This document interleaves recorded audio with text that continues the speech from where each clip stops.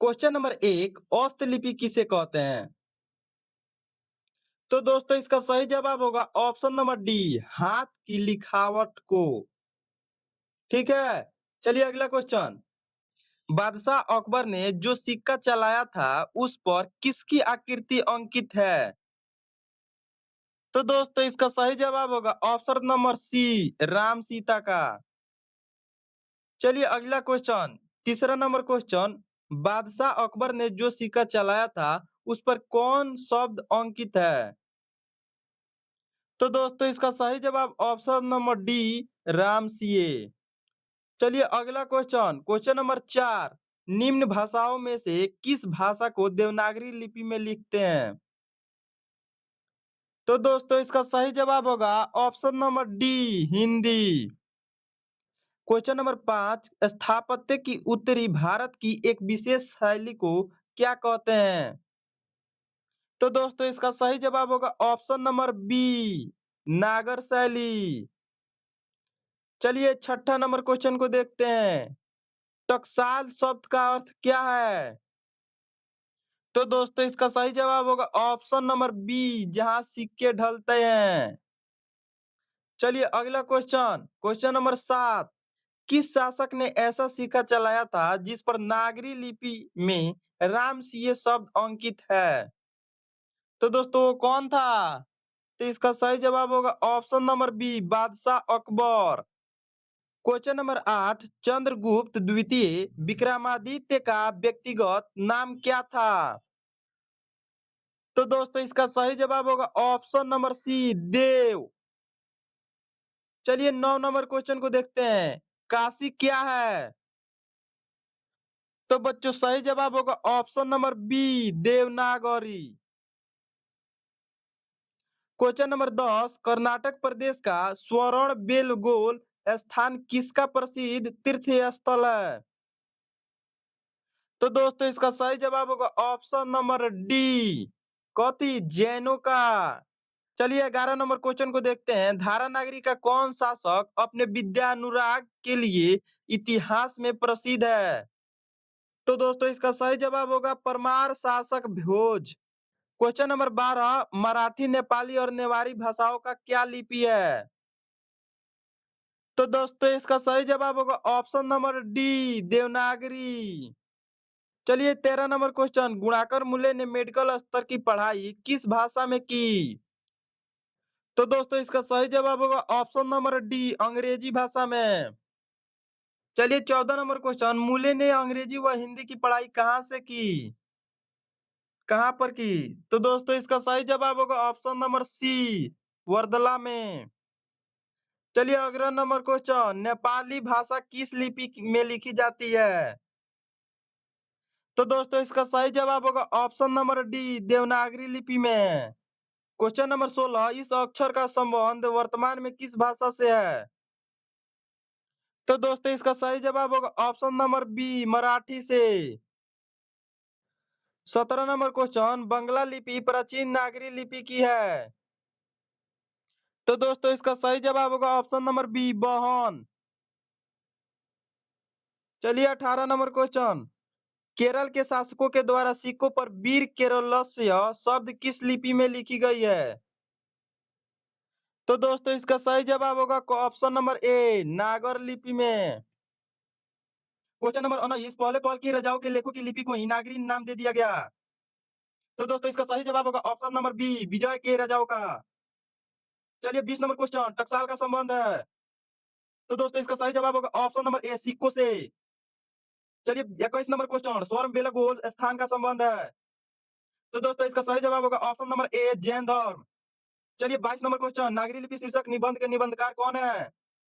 तो दोस्तों इसका सही जवाब होगा ऑप्शन नंबर ए गुणाकर मूल्य। 23 नंबर क्वेश्चन नागरी लिपि शीर्षक पाठ किस पुस्तक से लिया गया है? तो बच्चों इसका सही जवाब होगा ऑप्शन नंबर बी भारतीय लिपियों की कहानी। चलिए 24 नंबर क्वेश्चन मराठी भाषा की लिपि कौन सी है?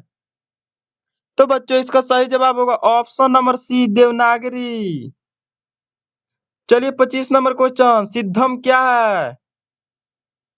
तो बच्चों इसका सही जवाब होगा ऑप्शन नंबर डी एक प्रकार की लिपि। चलिए 26 नंबर क्वेश्चन, किसे देवनागरी की संज्ञा दी गई है? तो दोस्तों इसका सही जवाब होगा ऑप्शन नंबर बी, काशी को। 27 नंबर क्वेश्चन, मालवा में नगर नागर लिपि का इस्तेमाल होता है, ऐसा किसने कहा? तो दोस्तों इसका सही जवाब होगा ऑप्शन नंबर ए, अल्बेरुनी ने। चलिए अगला क्वेश्चन, क्वेश्चन नंबर 28, ओमद हर्षवर्ष कौन था? तो दोस्तों इसका सही जवाब होगा ऑप्शन नंबर बी, प्रख्यात राष्ट्रकूट राजा। चलिए 29 नंबर क्वेश्चन, मिहिर भोज की ग्वालियर प्रसिद्ध किसे भाषा में है? तो दोस्तों इसका सही जवाब होगा ऑप्शन नंबर सी, संस्कृत। चलिए 30 नंबर क्वेश्चन, बेतमा कहाँ है? तो बच्चों इसका सही जवाब होगा ऑप्शन नंबर ए, इंदौर के पास। क्वेश्चन नंबर 31, ईर्ष्या की 14वीं 15वीं सदी के विजयनगर के शासकों ने अपने लेखों की लिपि को कहा है, तो क्या कहा है? तो इसका सही जवाब होगा ऑप्शन नंबर ए, नंदी नागरी। चलिए 32 नंबर क्वेश्चन, हिंदी लिखी जाती है, किस लिपि में हिंदी लिखी जाती है? तो इसका सही जवाब होगा ऑप्शन नंबर ए, देवनागरी को। देवनागरी में हिंदी लिखी जाती है।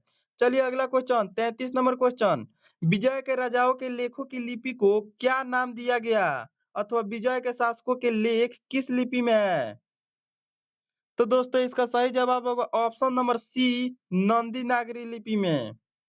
क्वेश्चन नंबर 34, नागरी लिपि कब एक सर्वदेशिक लिपि है थी? तो दोस्तों इसका सही जवाब होगा ऑप्शन नंबर सी, 8वीं और 11वीं सदी में। 35 नंबर क्वेश्चन, पहले दक्षिण भारत की नागरी लिपि क्या कहलाती थी? तो दोस्तों इसका सही जवाब होगा ऑप्शन नंबर ए, नंदी नागरी। चलिए 36 नंबर क्वेश्चन को देखते हैं, गुणाकर मूल्य का जन्म कब हुआ था? तो बच्चों इसका सही जवाब होगा ऑप्शन नंबर ए, 1935 में।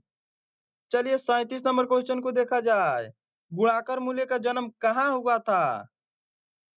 तो दोस्तों इसका सही जवाब होगा ऑप्शन नंबर सी, महाराष्ट्र में।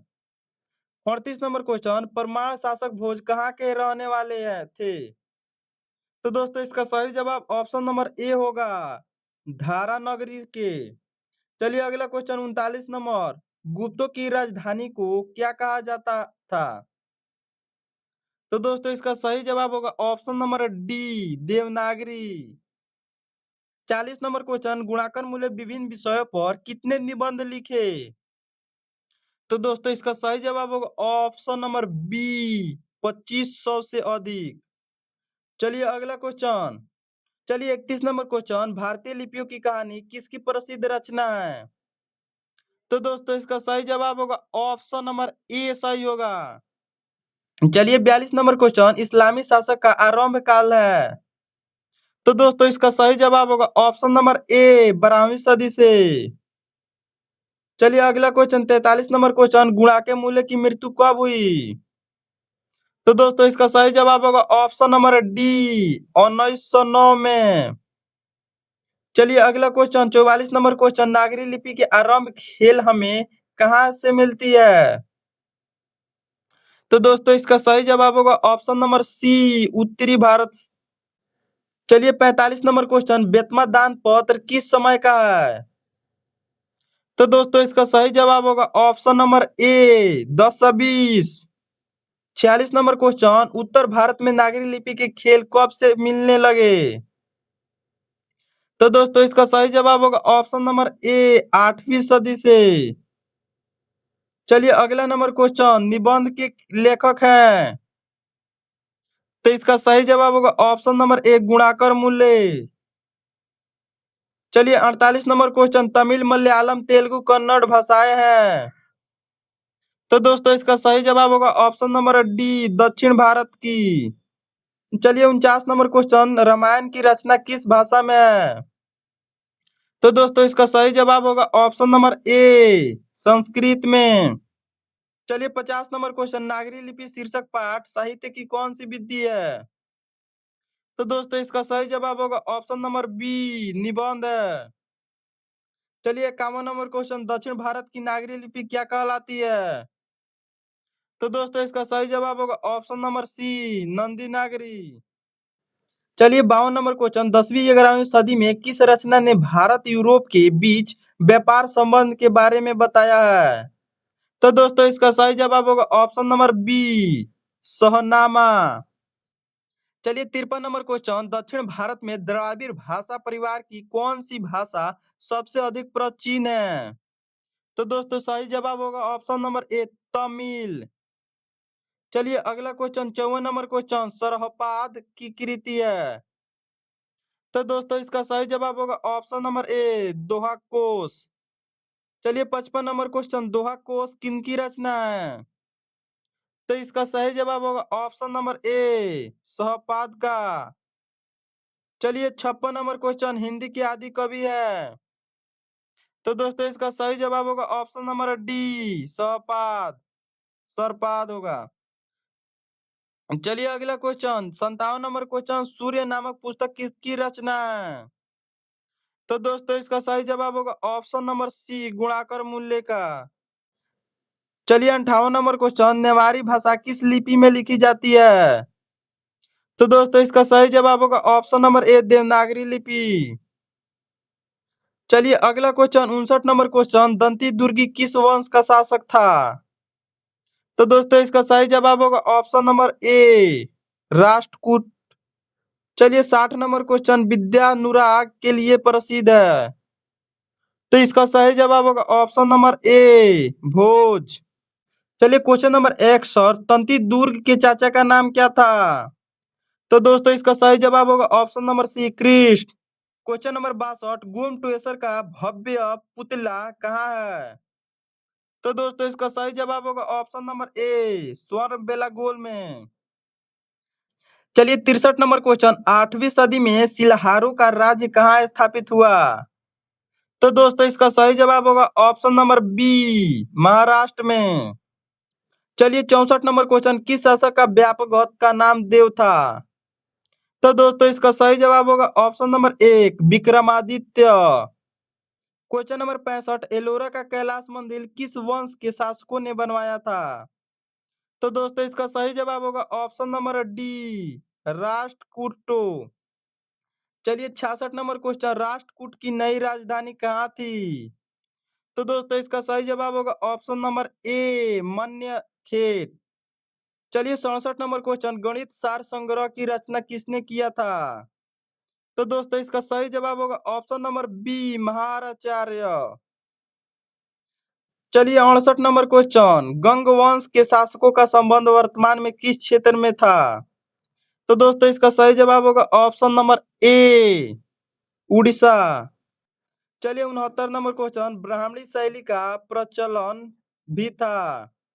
तो दोस्तों इसका सही जवाब होगा ऑप्शन नंबर डी, तमिलनाडु। चलिए क्वेश्चन नंबर 70, आर्धलेख का अर्थ है? तो दोस्तों इसका सही जवाब होगा ऑप्शन नंबर ए, अत्यधिक प्राचीन आरंभिक लेख। क्वेश्चन नंबर 71, किन राजाओं के शासक काल में पहले पहल वेदों का लिपिबंध किया गया था? तो दोस्तों इसका सही जवाब होगा ऑप्शन नंबर ए, विजय के राजाओं के शासन काल में। ऑप्शन नंबर ए सही होगा। चलिए 72 नंबर क्वेश्चन, 19वीं सदी के किसने अपनी स्वाधीनता के लिए लड़ने वाले निवारकों को प्राचीन संस्कृत से उनकी एकमतता की पहचान कराने में बड़ा परिश्रम किया?